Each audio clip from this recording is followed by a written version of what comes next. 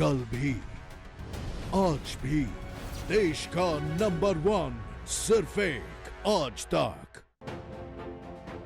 लोकसभा अध्यक्ष ओम बिरला ने संसद के स्पीकरों के 5वें वैश्विक सम्मेलन में भारतीय संसदीय प्रतिनिधिमंडल की अगुवाई की।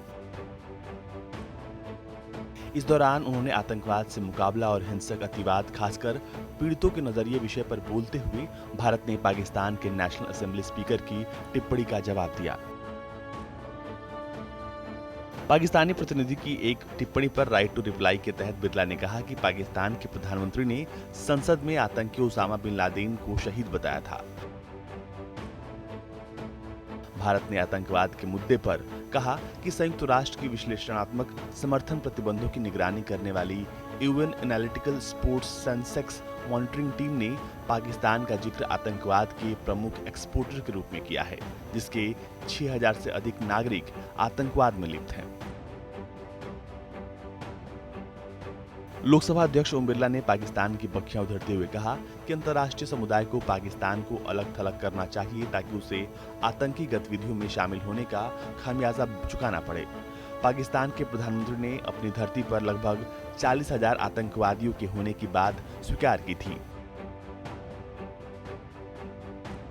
1965, 1971, 1999 मुंबई और संसद, उरी और पुलवामा पर हमले पाकिस्तान के प्रायोजित आतंकवाद को दर्शाते हैं।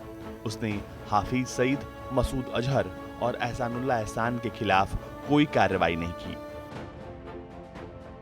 लोकसभा अध्यक्ष ने पाकिस्तान को समझा दिया कि जम्मू और कश्मीर भारत का अभिन्न अंग रहा है और रहेगा।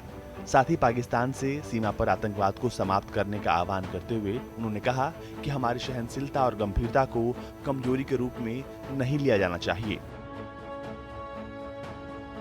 ओम बिरला ने इस दौरान भारतीय संसद की खूबियां और काम करने के तरीके के बारे में भी बताया। इस बैठक में लोकसभा अध्यक्ष ओम बिरला के साथ सांसद राजीव प्रताप रूडी, मीनाक्षी लेखी और लोकसभा की महासचिव स्नेहलता श्रीवास्तव ने भी इस सम्मेलन में हिस्सा लिया। भारत की 1.35 बिलियन आबादी के संदर्भ में ये भागीदारी सुनिश्चित करना एक बहुत बड़ी चुनौती है। इसके बावजूद भारत में संसद जनता से सतत संपर्क बनाए रखती है। इस जटिल प्रक्रिया को हम 5 आई के माध्यम से फलीभूत किया जाता है।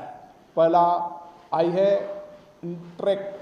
हमारे सांसद हमेशा जनता से जुड़े रहते हैं, उनसे प्राप्त सूचनाओं और सुझावों को सदन में परिलक्षित करते हैं। दूसरा आई है इन्फॉर्म। सूचना प्रसार माध्यम सोशल मीडिया के द्वारा जनता को लगातार योजना और नीतियों के बारे में अवगत कराया जाता है। तीसरा आई है इन्वॉल्व, जिसके अंतर्गत जन जन को विकास प्रक्रिया में शामिल किया जाता है।